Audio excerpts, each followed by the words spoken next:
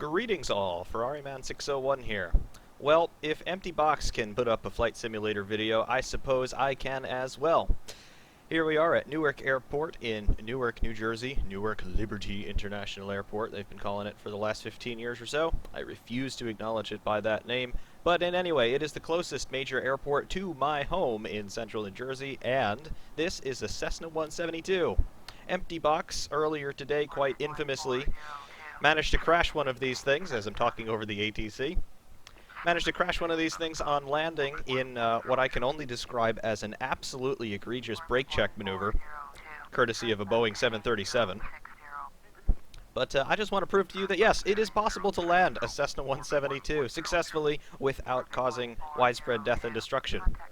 On runway 04 left. Yes, on runway I'm aware I'm on the runway. 04 left. Start up. Engine's running, the idiot lights for oil pressure and the vacuum pressure have turned off. We'll get flaps out to some respectable degree here.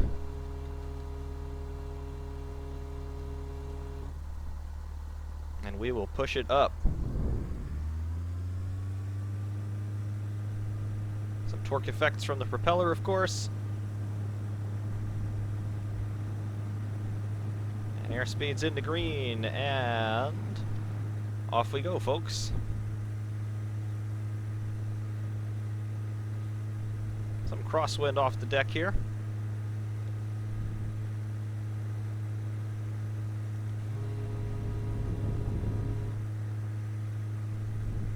And up, and away we go. Figured I'd take the opportunity to turn this into a little bit of a slightly tongue-in-cheek commentary video. It seems to me, and I've finally confirmed this via Sir Empty Box's video, but seems to me that a lot of us car sim nuts, our sim racing nuts, are actually closet aviation nerds. And initially I would say maybe this is a little bit strange, but you look at the history of motorsport, particularly European motorsport, it all starts to fall into place. We all know and love Formula One for the worldwide juggernaut that it is today, but Formula One has its roots very much in the pre-World War II days, 1920s and 1930s classic Grand Prix racing, as we now call it. Of course, there were Grand Prix races held all the way back in the very early 1900s, the 1900 years, famously at Le Mans, France, but after World War II, that is when Formula One as we know it came into existence. 1950 was the first World Championship year for what is now Formula One. But the connections between automobile racing and aviation are actually really, really stark and really, really important. The early years of Formula One, of course, dominated by Italian marques Maserati and later Ferrari with their V12 engined front engine, rear wheel drive, FR layout, cigar-shaped cars, absolutely glorious. But something very interesting started to happen toward the early and middle part of the 1960s. The British were coming, and the British came and they saw and they conquered all. In World War II, there were two dominant forces in aviation, the United States and the United Kingdom.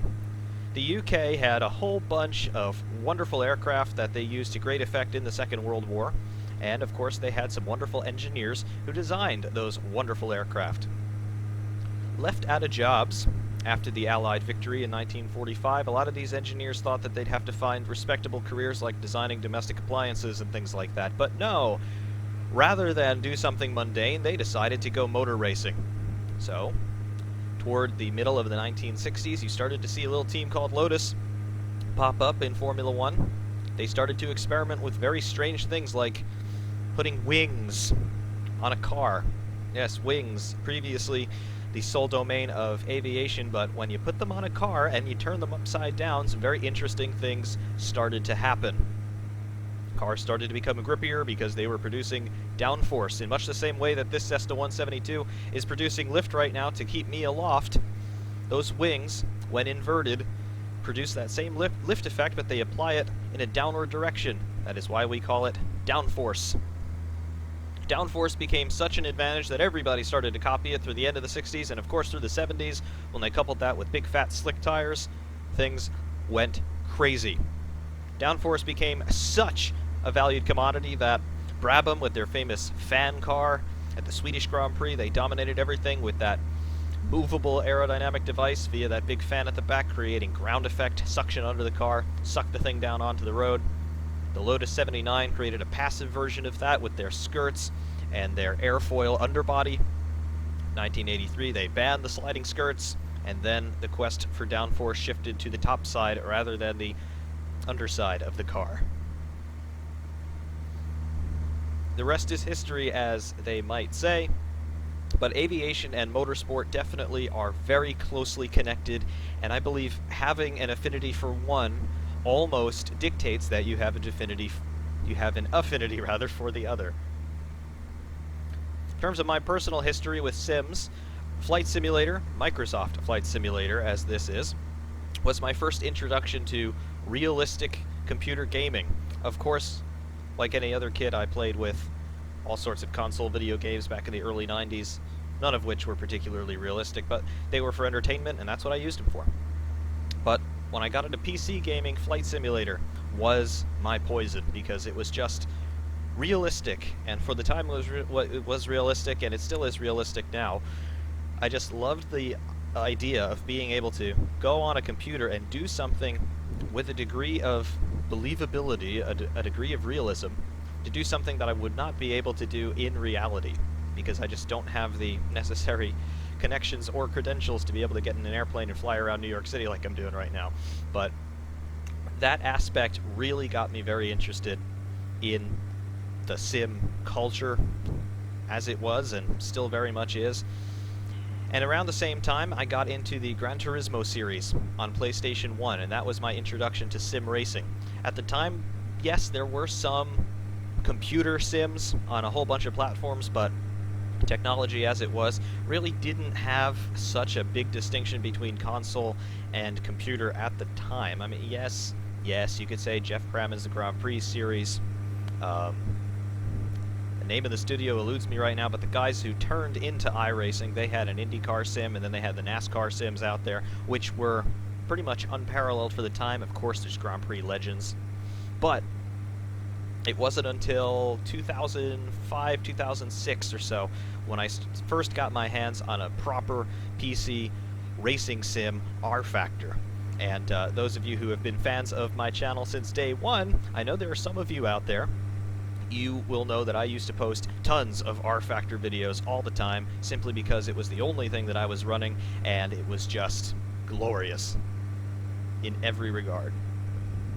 Last couple of years, I've moved over to iRacing and Assetto Corsa, which of course have just brought the sim hobby and technology to an entirely new level in terms of graphics, in terms of physics, in terms of overall performance, and in terms of subject matter. The amount of things that you can do on iRacing and Assetto Corsa, I'll throw R-Factor and R-Factor 2 into that mix as well. They just bring everything to an entirely new level of not only realism, but just the way that something can be compelling.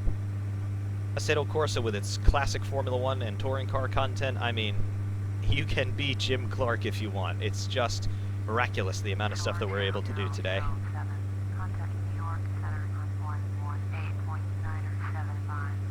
The modeling here in central Manhattan, bit to be desired, but we're not really here to look at the scenery. Verrazano Bridge off to our 12 o'clock.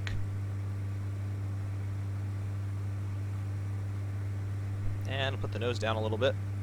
Statue of Liberty, 12 o'clock. And Ellis Island immediately before that. Very cool. In any event, however, that is Newark Airport, roughly center of screen, just below my instrument panel. There we go. Our objective is to land a Cessna 172 and accomplish the feat that our valiant friend Empty Box attempted but could not complete.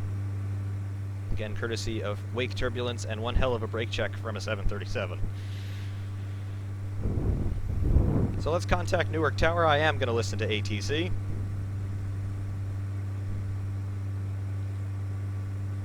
and let's request a full stop landing. York Tower, Cessna, November 760 Papa, Lima is 7 miles east with Romeo to land. Cessna, November 760 Papa, Lima, York Tower, enter right, downwind, runway 4 right, altimeter 3075. Enter right traffic, runway 4 right, Cessna 0 Papa, Lima. Well, I'm not going to entirely listen to ATC. They want right traffic. No, not going to happen.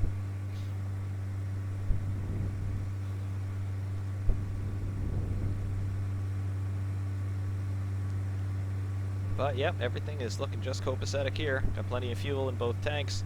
Fuel flow is a little high. We're running at full throttle, of course. There we go.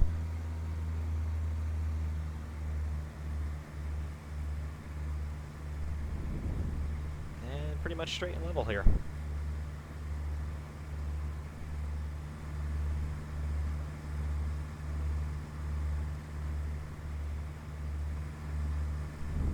I do have to say one thing, FSX on Steam runs a whole lot better than FSX standalone ever did.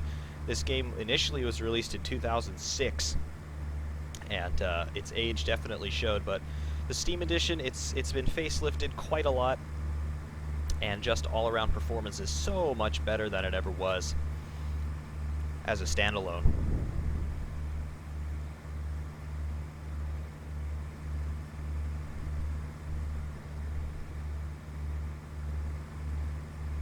There's Newark, off to our 3 o'clock. Verrazano Bridge over here is Brooklyn, and then directly ahead and now somewhat below us is Staten Island.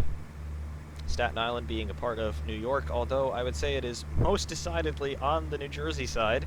But that's okay, we New Jerseyites do not want Staten Island at all. No offense, guys.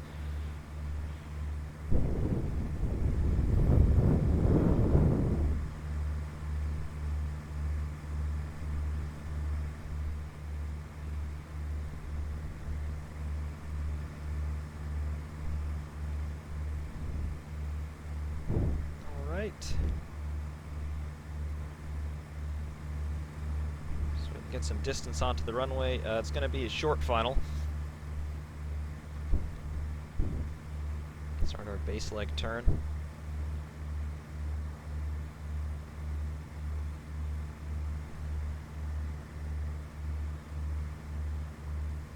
Gonna need a little bit more distance than that, but you get the idea.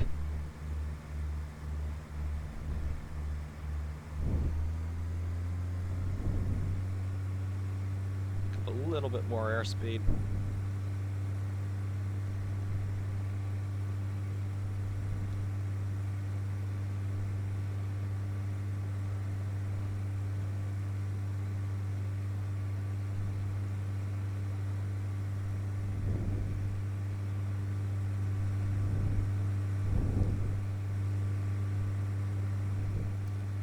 Now our friend Empty Box was doing his video in X-Plane. I have tried X-Plane, and to be honest, I could never get it to work quite right. It does look like an absolutely brilliant sim, and I think its physics are definitely better than FSX, but I just couldn't get it to work right. And even when I was flying it, it just felt kind of weird, probably because I couldn't get my controls calibrated correctly, but I don't know, maybe I'm just a creature of habit. FSX, still my way to go when I want to get away from the racetrack.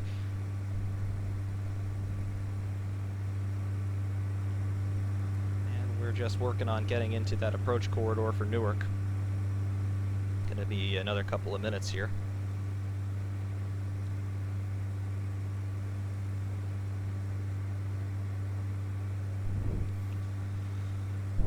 While we're waiting to get landing clearance, I do want to say though that 2016 has been an absolutely brilliant year for my channel. We are just coming up on 1,300 subscribers as of this video here. I think we're at 1260 or 70 something. It's absolutely phenomenal.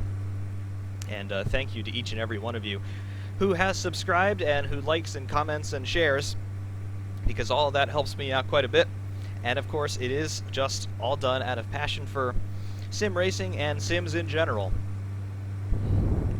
As you can tell, sims of any sort, I definitely enjoy them.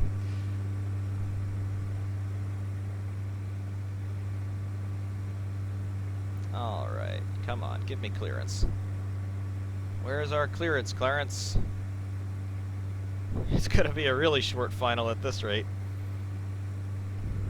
I don't want to end up eating my words. Just noticed. Smoking prohibited on the co-pilot side of the panel there. Okay.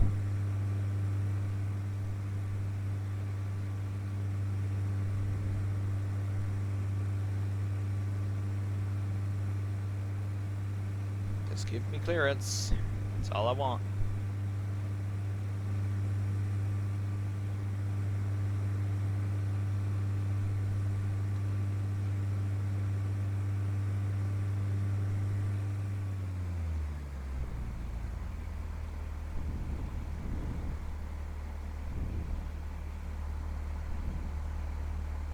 Should be coming shortly, no? Yeah. 4 right is our runway of choice. We're just going to start to line up.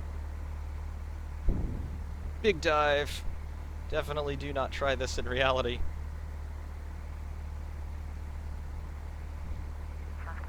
There we go. Cleared to land, runway 4 right. Okie dokes. Cleared to land, runway 4 right. Cessna 0 Papa Lima. Alright, so we have a lot of altitude to get rid of very quickly. And we're going to be overspeeding this thing in mere moments.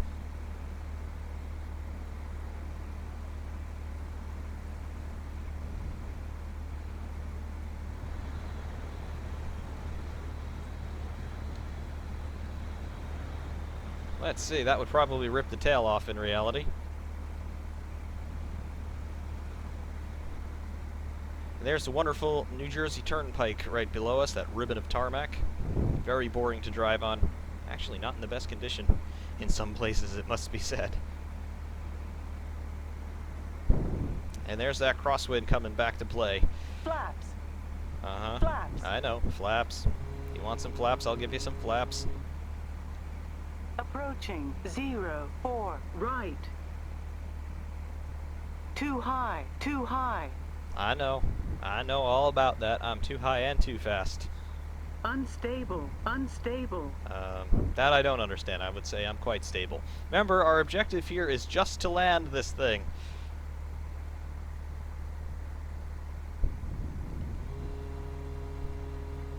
There's some more flaps for you. A little high, a little off center line, but that is okay.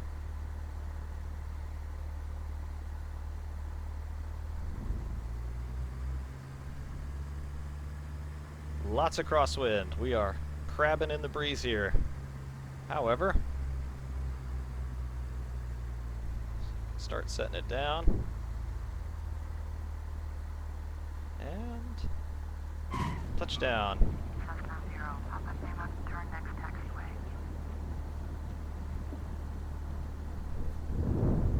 And we're still on the runway. Albeit with a lot of correction post-touchdown. Brakes, all of the brakes.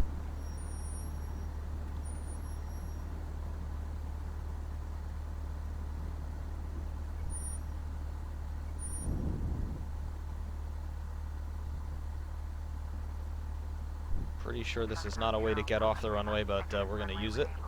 Yeah, bit of a sharp turn for an airplane, but there it is. Cessna 0 Papa Lima, contact ground on 121.8. Going to 121.8. Cessna 0 Papa Lima.